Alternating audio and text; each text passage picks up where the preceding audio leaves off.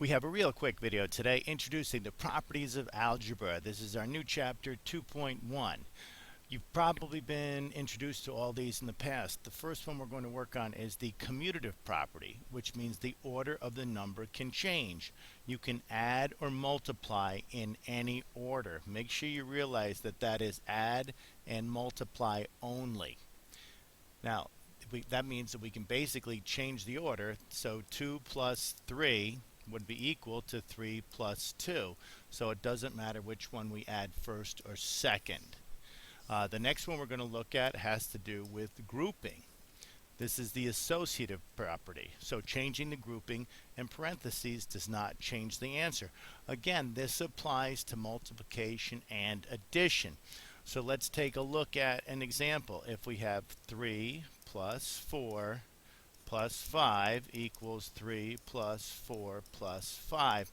Now grouping, are parentheses as we indicated up above. So it doesn't matter if I add 3 plus 4 here first. That's going to be 7 plus 5.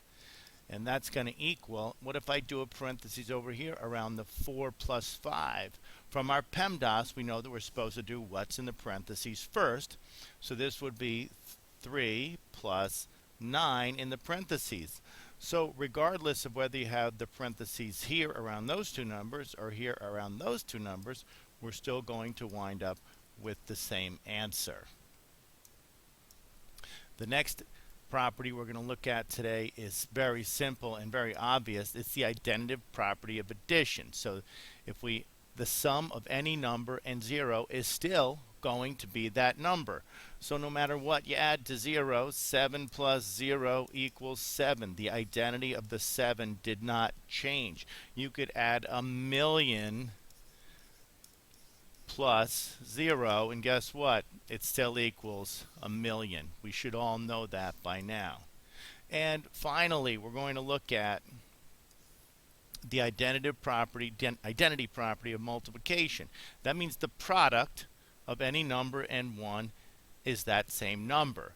And again, if we look at just an example, any number, 8 times 1, is still going to be that number. Think about it again. The identity property, the identity of that number, 8 still is 8. It doesn't change. So again, we could multiply 1,000,000. Keep going to 1,000,000 here. Times 1, and guess what? It still equals 1,000,000.